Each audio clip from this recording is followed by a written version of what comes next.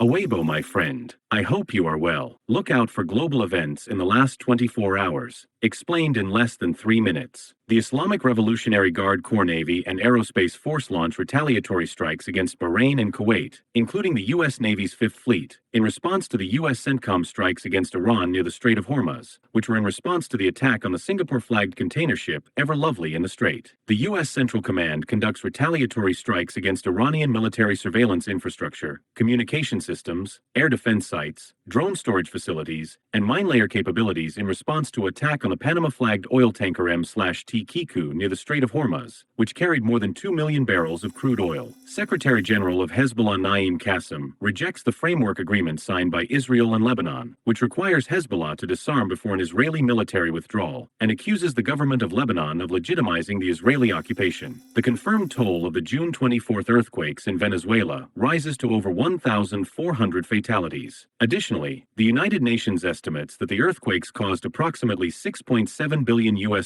in direct physical damage, equivalent to about 6% of Venezuela's gross domestic product. Germany records its highest ever temperature of 41.5 degrees Celsius, 106.7 F, in Saxony-Anhalt, according to Deutscher Wetterdienst, as an Autobahn highway is closed near Berlin due to the concrete bursting. The Czech Republic records its hottest day on record, with 40.6 degrees Celsius, 105 F, recorded in Doxany, and Denmark records a record high temperature of 37.0 degrees Celsius, 98.6 F, in Aarhus municipality, according to the Danish Meteorological Institute. Serbian President Aleksandar Vučić announces his intention to resign within weeks amid anti-corruption protests, and will call for early presidential and parliamentary elections. Australia introduces legislation to increase penalties for social media platforms that fail to enforce its under-16 ban, raising the maximum fine to 99 million Australian dollars, 68 million US dollars, and expanding regulatory powers to investigate compliance. Argentine cabinet chief and the government spokesperson Manuel Adorni resigns following weeks of controversy over his wealth. The 2026 FIFA World Cup saw Algeria tie 3-3 against Austria, Jordan lose 1-3 against Argentina, Colombia tie 0-0 against Portugal, DR Congo win 3-1 against Uzbekistan, Panama lose 0-2 against England, and Croatia win 2-1 against Ghana. Also, DR Congo qualifies for the knockout stage for the first time in its history, after a victory over Uzbekistan. The next round of 32 match is South Africa versus Canada. This was all to look out for today, my friend. If you like my work, share this video with your friends so they can look out as well. Until then,